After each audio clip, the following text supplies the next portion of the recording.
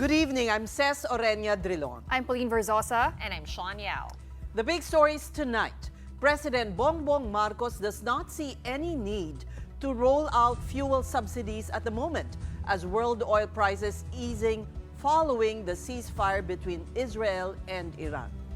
As truce holds in the Middle East, authorities set their sights on a more permanent solution to Tehran and Tel Aviv's conflict, a peace agreement. Back here at home, Vice President Sara Duterte turns to fighting words again as she gives her recent observations about the ICC and President Marcos. Ang adjustment na ginawa ngayong week, nanggaling na ho yan sa previous 2 weeks. Ang sinasabi namin, hindi ayuda, subsidy, pag tumaas ang presyo. Kung di tumaas ang presyo ng langis, then there's no need for that. World oil prices are reacting positively to the announcement of a ceasefire between Israel and Iran. Fuel is selling for even less than their going rate before the Middle East conflict flared up. Yesterday, Tuesday, the global benchmark Brent crude fell to $67.65 per barrel at U.S. President Donald Trump's announcement of a truce. This is from a high of $79 this month. News of a renewed missile attack after the ceasefire deadline, however, pushed prices slightly higher to $69 per barrel, which is still the lowest since June 12. Here at home, the Energy Department is still waiting on oil companies to decide whether to push through with the second installment of the big-time price hike this week. Gasoline prices are scheduled to increase by 1 peso and 75 centavos tomorrow, while diesel and kerosene will be more expensive by more than 2 pesos per liter. The DOE, however, says that if cost of world oil continues to fall, we might see a possible rollback in fuel prices next week. Ang adjustment na ginawa ngayong week, nanggaling na ho yan sa previous 2 weeks. So nangyari na ho yan yung mga increases. So hindi na ho, medyo mahirap kung hindi nila makolekt yung ganong adjustment. Kasi yun ho'y nadaanan na nila. Ngayon hintayin natin ng Wednesday to Friday dahil hindi ho tayo sigurado kung matutuloy. Pero kung tuloy-tuloy ang pagbaba, sa tingin ko pa lang ngayon, malakihan din ang baba. The ongoing Israel-Iran conflict has had little to no effect on the Philippines. President Bongbong Marcos gave this assessment after meeting his economic team on the current tensions in the Middle East. Marcos, however, noted that this still depends on the movement of world oil prices. Kita natin that the effect on the economy should be manageable. May effect siyempre kahit pa paano pag tumaas ang presyo ng langis. Even before our meeting, nag-announce na ng ceasefire, pati Amerika pumasok na rin, nag-announce sila ng ceasefire. Yung presyo ng langis bumalik sa dati. So far, there's no effect. So that there is no significant effect on the economy. As world oil prices dip, the president has also shelved the planned release of fuel subsidies. Government was supposed to provide aid to PUV operators and drivers after fuel prices surged this week. Kung hindi nagbago yung presyo, then we do the same like before. Ang sinasabi namin, hindi ayuda, subsidy, pag tumaas ang presyo. Kung di tumaas ang presyo ng langis, then there's no need for that. And as we reported earlier, the ceasefire in the Middle East is holding.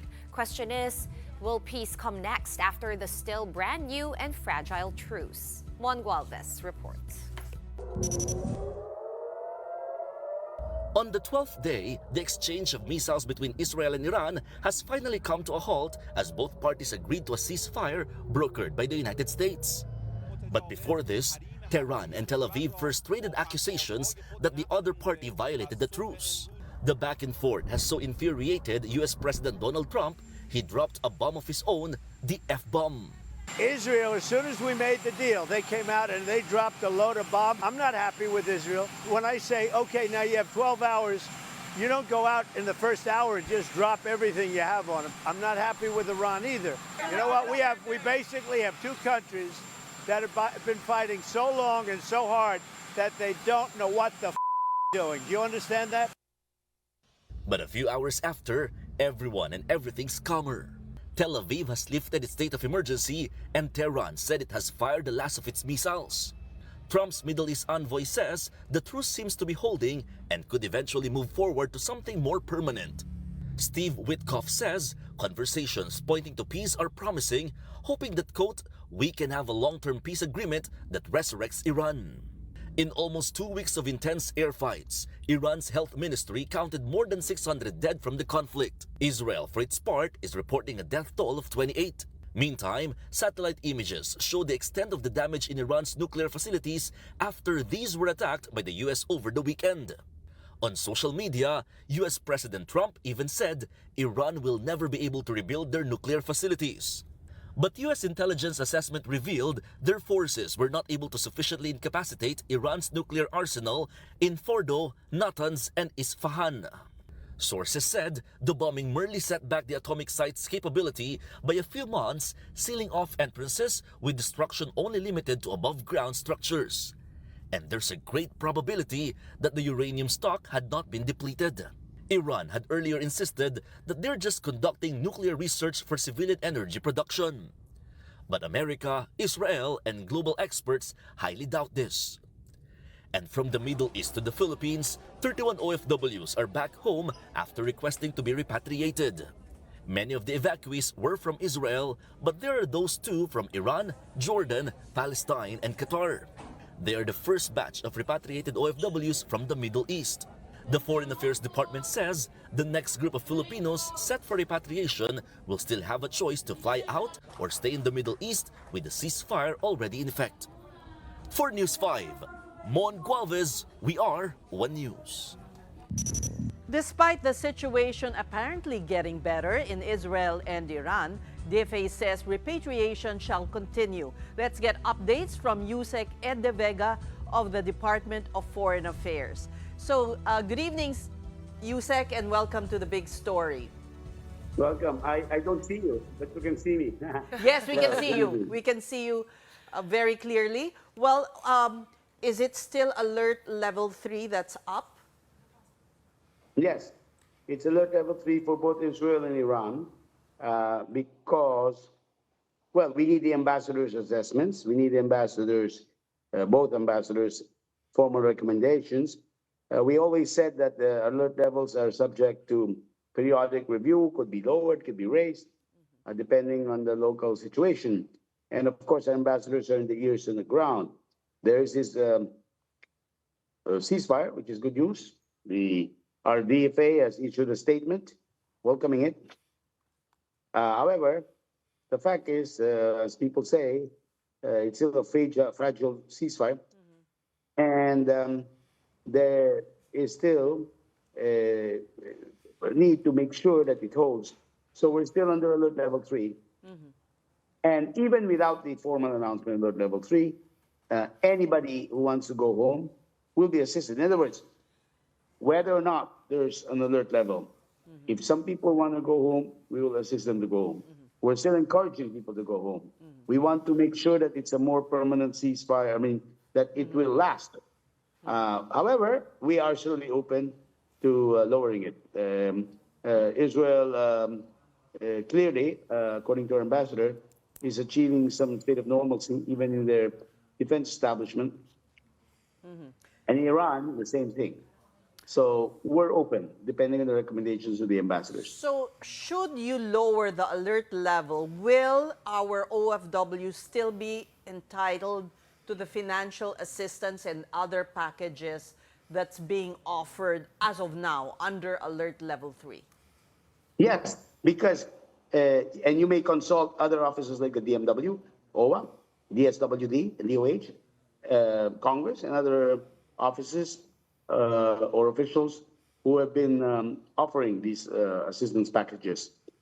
Whether there's an alert level or not, whenever we repatriate en masse, whenever we repatriate Filipinos, they do receive this. The DMW and OWA always have some financial assistance for them, and reintegration program. So yes, I just said that whether or not there is an alert level, people who need to go home. We're not talking about people who need a vacation. No, we're talking about people who want Yes. to go home. Yes. Will be assisted. Yes, that's a guarantee. Have the numbers decreased? We understand that upwards of 300 have indicated that they want to be repatriated, but have they changed their minds? Well, I haven't received the latest info because we are ahead by a few hours. Our Ambassador Eileen Mendiola in Tel Aviv will eventually submit the latest numbers. The number of around 300 indicates the numbers of those who have signed in for the voluntary repatriation. And, however, despite that, if you ask them, all right, how many are ready to leave now? Even before the ceasefire, there were only about 50 who said they're ready to leave at any moment. So we don't expect the numbers to rise. We hope they will rise in case the ceasefire does not hold. Even in the case of the 50, I believe the news report reported future batches. Well, here's the thing. There's supposed to be a second batch passing through Jordan. We already had the first one arriving last night. Delayed, but they arrived. With no less than a DMW secretary with them. There's supposed to be a second batch being planned through Jordan, but right now it's on hold, according to our ambassadors in Tel Aviv and Amman, possibly because it was supposed to be a fairly big batch, around 50, including tourists. But apparently it's put on hold, maybe because the Filipinos are having second thoughts, or because the airport in Tel Aviv is now open, even for limited flights. That means they may prefer to just go home via Israel instead of going to Jordan. So we'll update you on that. So, but that's a sign. That's a sign that there is less interest. So eventually we may lower the alert level altogether. Pero tuloy pa rin. Whoever wants to go home will be assisted. What would trigger, Yusek, the lowering of the alert level from 3 to 2? The number one consideration is that our people on the ground recommend it. Now, alert level 2 or restricted phase only limits our deployment, meaning we can't deploy new workers. We can have those who already were employed return. For example, those who have had a contract before the announcement alert level 2, which began in October 2003 with the Israeli-Hamas conflict. If before that they were already there, they can come back. They can go back. But what's the difference? Alert level 2 is restricted because there's a threat.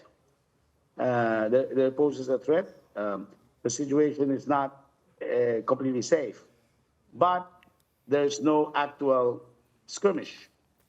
Now, alert level 3, it means that there's already risk to life and limb, and it's best to go home. And now, when you have missiles flying in both directions, there is such a risk.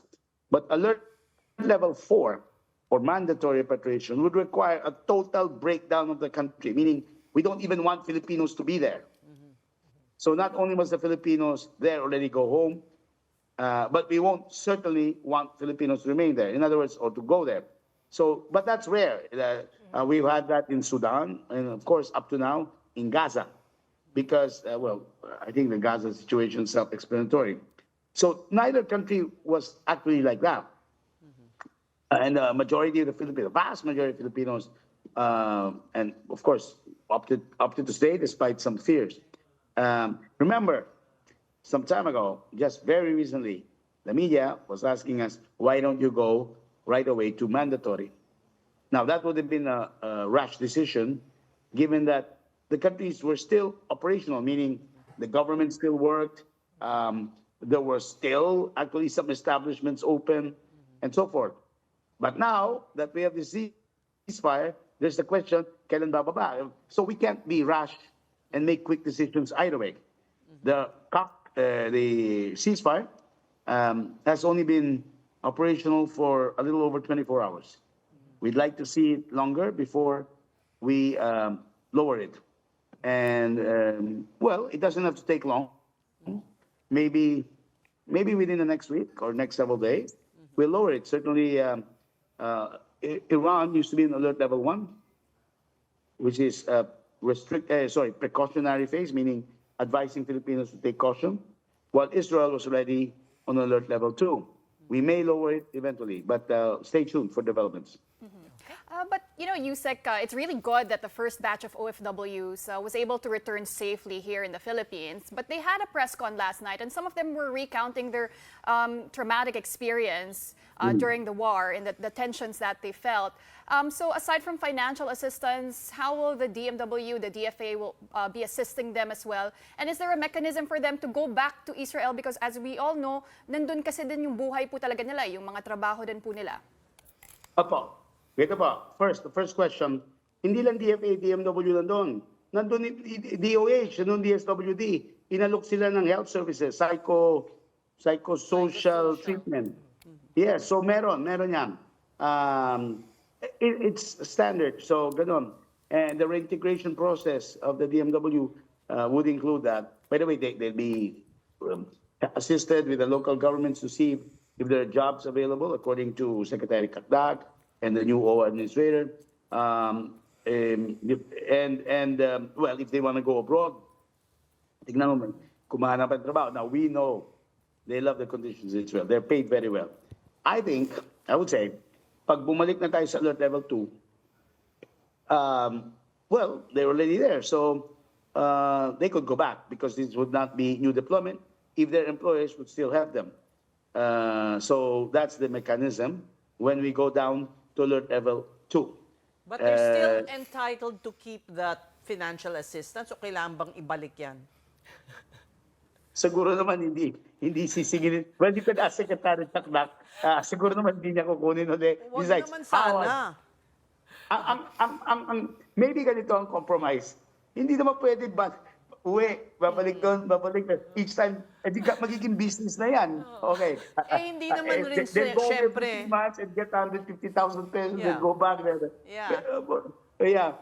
I think it's a one-shot deal. Kung wise ka, pwede mong gawin yon kung wise ka. But, let's not begrudge them the fact that hindi naman nila na-foresee na magkaka-ceasefire. Hindi po ba? One more thing.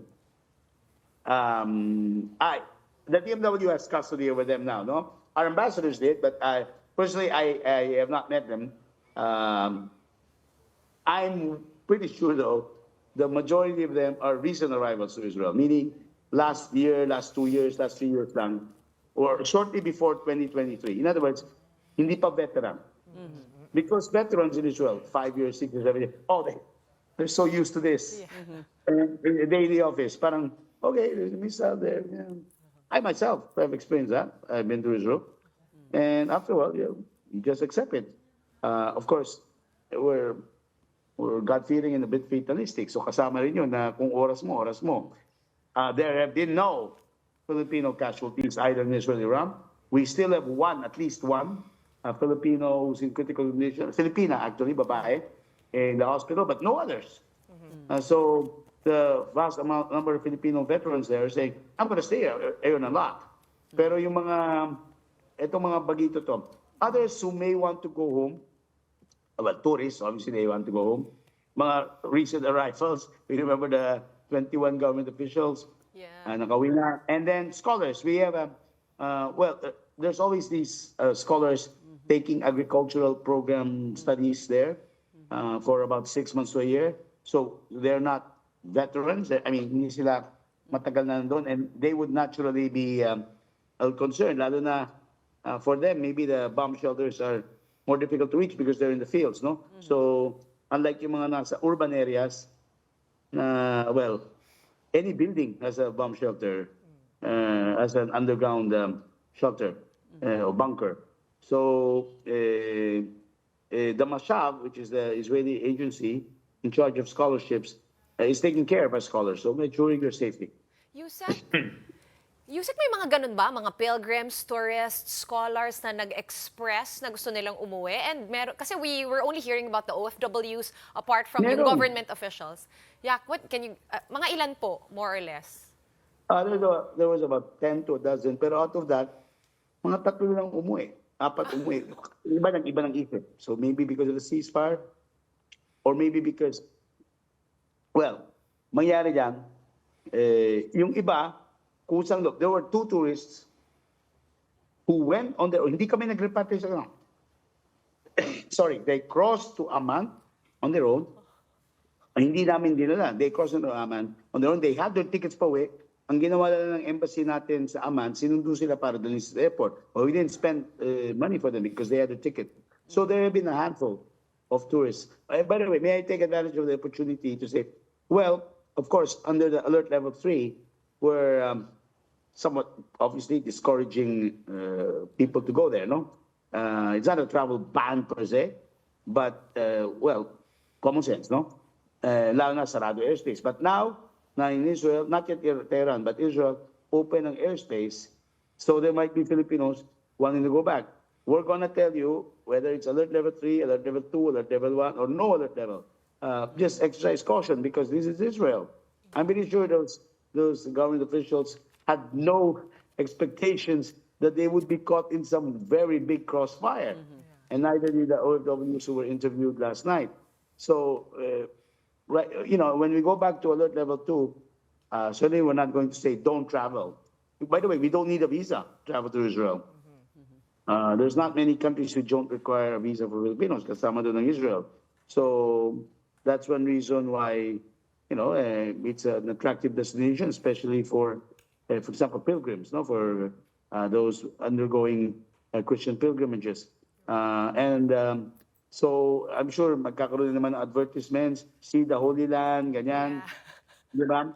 I hope they wait muna 1 month muna. Yes. 1 month muna, tingnan muna na sigurado 1 month ceasefire. would be a good time frame to Yes. assess the situation. Yeah, and you know, I mean, I think the priests and others who are managing these religious pilgrimages, they are worth it. I mean, you see Jerusalem, you see Nazareth again. They know that while Filipinos would like to go to heaven and see God, they might not want to see God right now. Right now.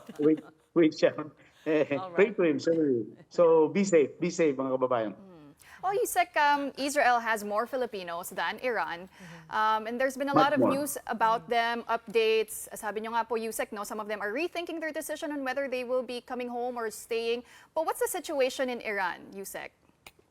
Kasi mga Pilipino doon, mga deeply rooted po talaga, more than 20 years na nandun, which is quite different also from, nasabi nyo nga po doon sa Israel.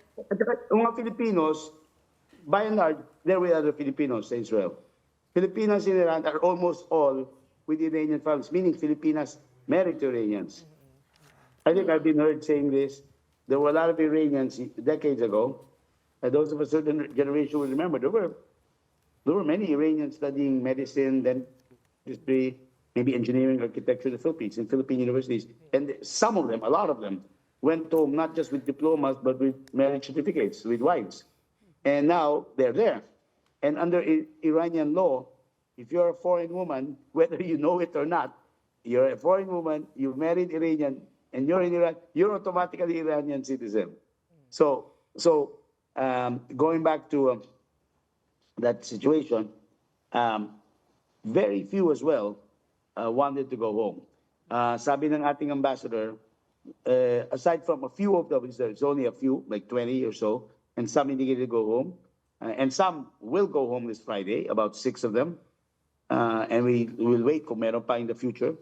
There were about 60 dual nationals who wanted to go home, but I'm pretty sure they will change their minds now, no?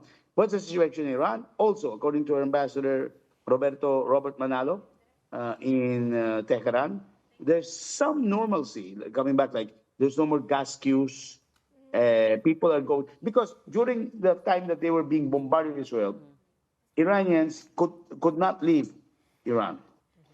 And that included Filipinos naman. Of course, if their husbands don't go, they will not go. So they just transferred to probinsya. They just left Iran. But they're now coming back, according to our ambassador. There's more life in the city. Some commercial establishments are reopening. So it's essentially going back to normalcy.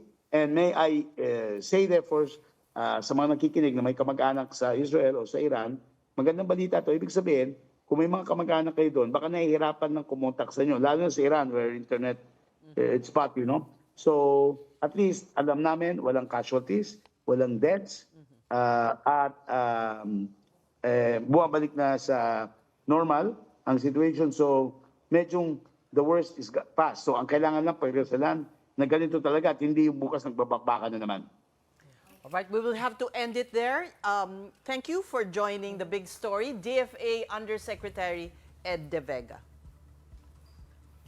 We're just going to take a quick break, but coming up, Vice President Sara Duterte resumes her criticism of the Marcos administration and the ICC too.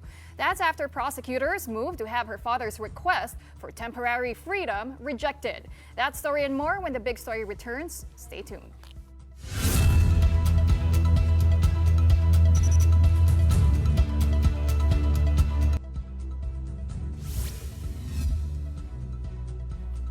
Welcome back to the big story. Vice President Sara Duterte blasted International Criminal Court prosecutors for blocking her father's request for interim release. She insisted that former President Rodrigo Duterte never wielded his influence against witnesses in alleged extrajudicial killings during the war on drugs. The VP added her power over Digong's ICC case is negligible. The ICC prosecution team wants Duterte's bid for temporary freedom rejected on several grounds, including his camp's refusal to accept the legitimacy of ICC proceedings. Mr. Duterte is facing charges of crimes against humanity and has been detained in The Hague since March.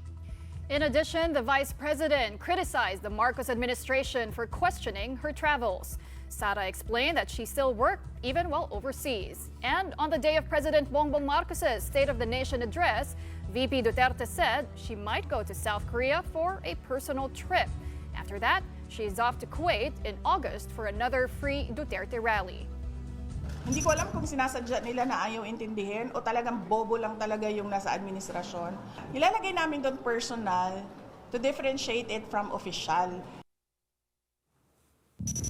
Meanwhile, the Senate Impeachment Court finally received this afternoon 2 pleadings filed by the House prosecution team. The documents contained explanations on why the lower chamber did not violate any law in the verified impeachment complaint that it submitted, and questions on the remand of the articles of impeachment to the House. The prosecution also resubmitted an entry of appearance in response to criticism that the action was done while the impeachment court was not yet convened. The House team did not submit a reply to the Vice President's answer ad cautelam, requesting to dismiss the impeachment. Impeachment Court Presiding Officer Cheese Escudero gave the lower house until noon of June 30 to reply. But Escudero clarified that the Impeachment Court cannot act on this until July 28, as there's still one more requirement that needs to be satisfied. Dalawa yung compliance na hinihiling ng Impeachment Court sa Kamara. Yung isa ay pwedeng mabigay ng 19th Congress. Yan yung patunay na hindi sila lumabag sa one-year ban, pinapaliwanag na hindi sila lumabag dito. At pangalawa, yung patuloy na kagustuhan na ipursige pa rin yung kaso mula sa 20th Congress. Hindi kami pwede schedule agad hanggat una, wala pa yung prosecutors. Pangalawa, wala pa yung compliance in one shape or another.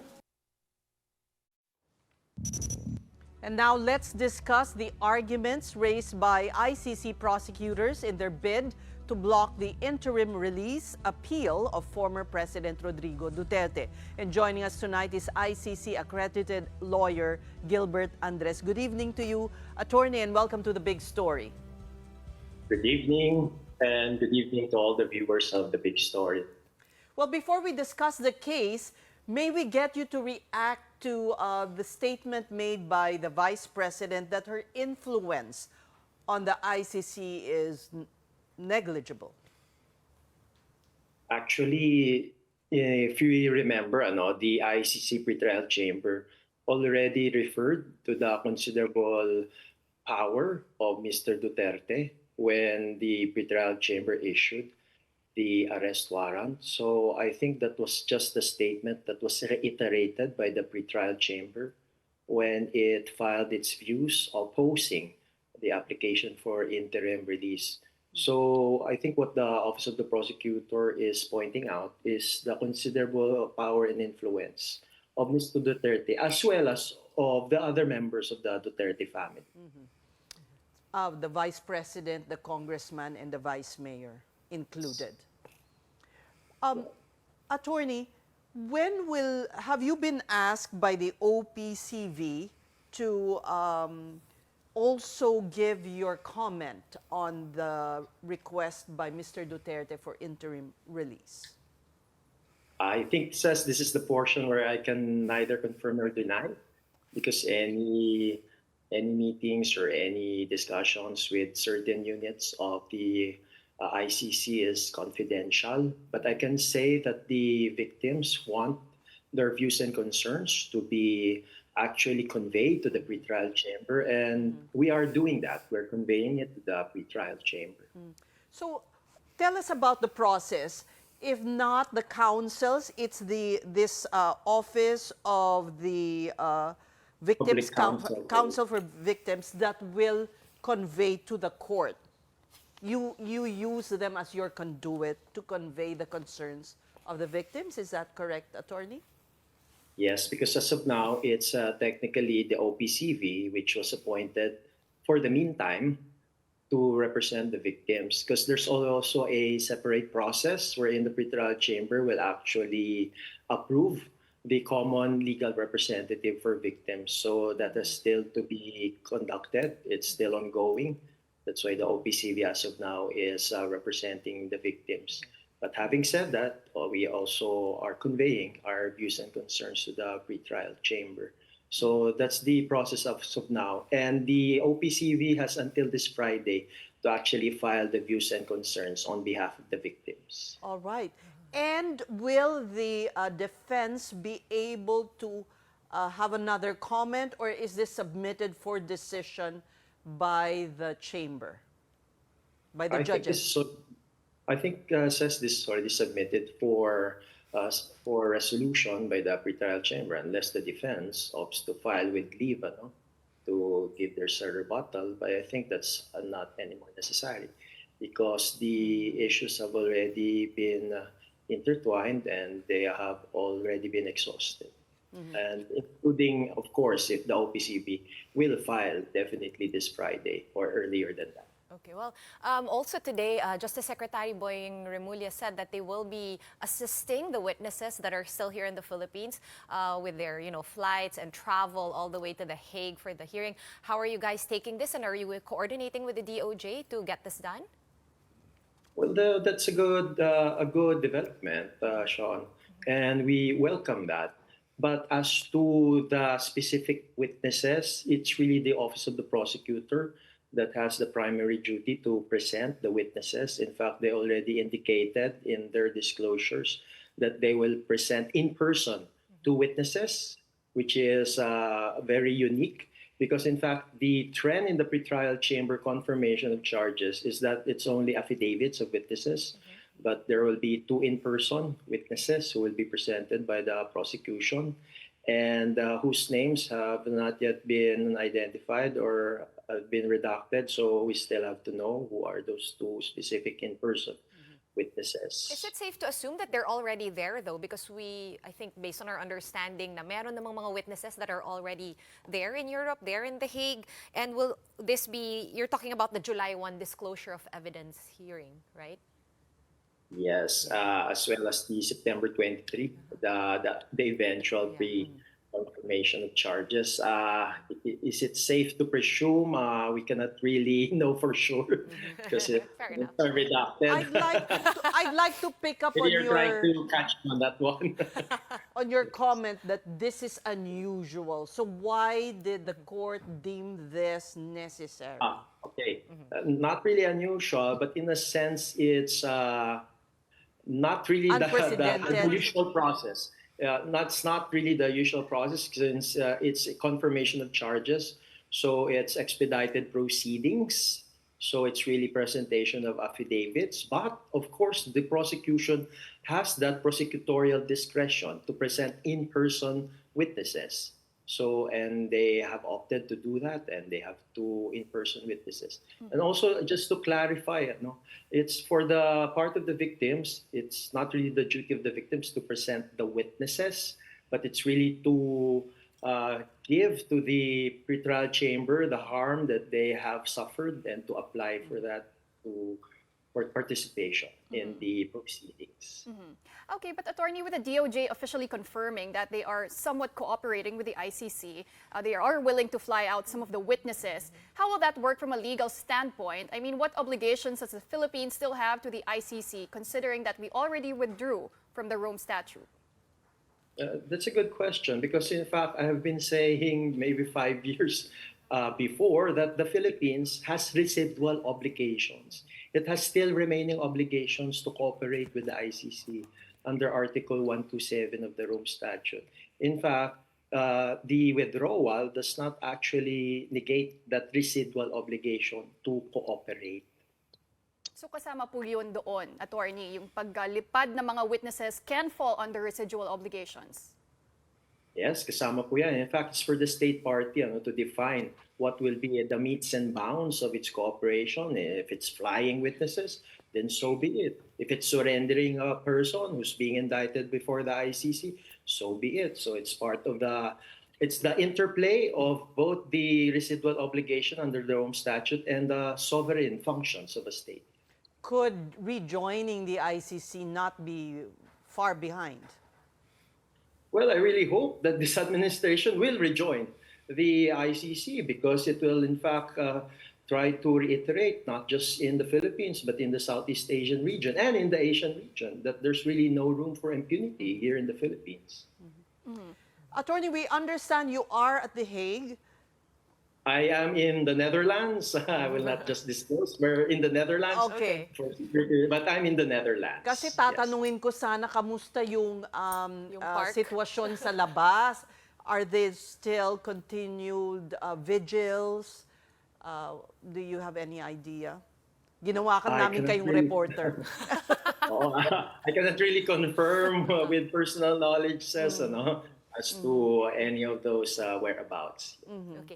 One clarification, attorney, yung sinasabi niyo magpapresent ngayong prosecution ng dalawang witness, malalaman ba ng publiko kung sino sila? I mean, in the interest of their safety or sa korte na lang yon and we won't know their identities? I think doon na lang sa presentation doon sa confirmation of charges. But I will add a colatilla, there are also facility for a redacted even an in-camera presentation of witnesses. Meaning to say, baka hindi po there's a possibility na baka hindi siya i-live or hindi siya i-audio feed kasi we know that there's an audio feed in fact there's a video feed like the one that happened last March, but it's also a possibility na hindi gawin yon or i-request na hindi gawin yon kundi in camera lang. Only those persons who are physically present in the court will be allowed to hear and see those two in-person witnesses. So let's see, because just remember, this is an international criminal court, international crimes are charged, and there's really a heightened risk of security. We had asked this of Attorney Conti last night because, and we'd like to ask you as well, Attorney, do you feel your fears assuaged by the position of the prosecutor? Because early on, before this was filed, there were fears that there was a done deal between the defense and the prosecution team. Oh, definitely. Definitely. This assuage any of our fears or anxious thoughts. and maybe this is really part of the process. So this is really an educational, pedagogical moment for the Filipino people, and especially for the victims' families, as we learn the processes of the ICC. There's that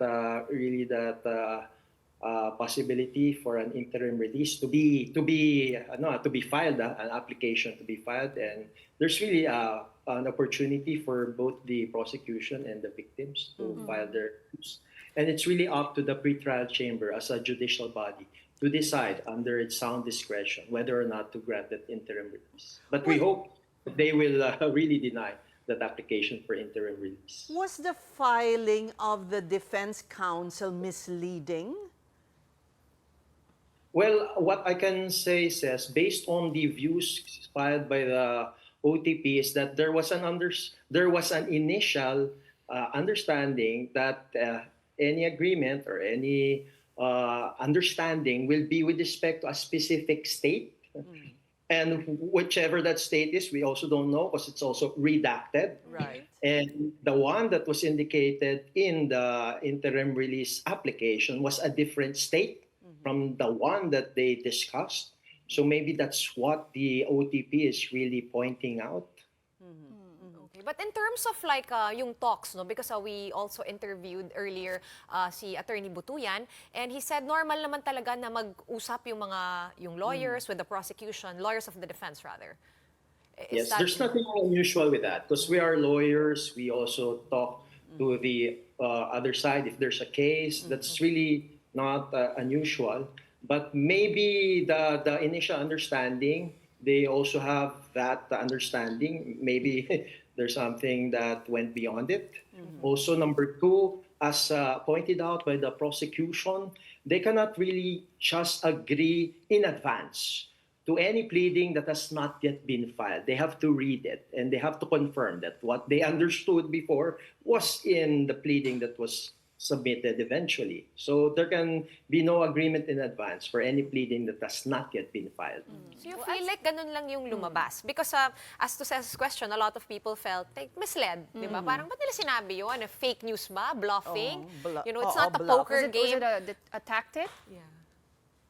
Yes, well, that's very unfortunate, and I hope that there can be a light that's shed on this. But really, what's really binding, what's really should be looked at is what's written in the pleading. It's not just what were discussed. Well, as you mentioned, Attorney, a lot of the information was redacted. Kasama na po dyan yung medical condition ng former president. So do you think when the court weighs in on this request for interim release, age and medical condition won't be a deciding factor? Yes, you're right on that. It should not be a deciding factor because if we look at Article 58, health is not even one of the factors that's being considered. And in fact, in terms of the logistics, the ICC has the medical facilities, they have at least the medical personnel that they can coordinate with in terms of the medical needs of anyone who's suspect or who's being before the custody of the ICC. So I don't think that should be a primordial factor to be considered. Follow-up question on the OPCV choosing the lawyer to represent the families and the victims. How is that process? May jockeying ba yan among you? Paano po ba gagawing equitable ang ang choice?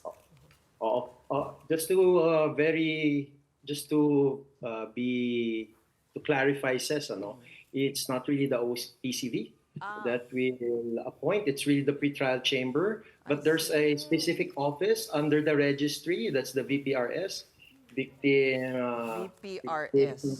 VPRS, yes. Okay. It's the one that will actually give its views on the lawyer to be appointed, and it's eventually the pretrial chamber that will appoint. What's the criteria? Yeah, like is it better if fellow Filipino ganon or may chance na mapunta sa foreign lawyer? With the criteria, they will also consider the choice, the voluntary choice of the victims. And the number The second criteria, of course, that lawyer has to be admitted to the ICC list of counsel. So victim's choice will play a primordial factor in the appointment of the common legal representative for victims. You all get along naman, I would presume. Of course, we get that. Well, we thank you for your time wherever you are in the Netherlands. Thank you so much.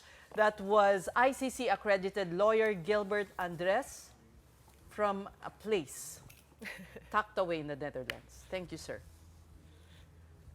Right, we're going to be pausing for another quick break for now, but when we return, another Filipino is chosen to hold a very powerful position in the Vatican. The details next. Keep it here on One News.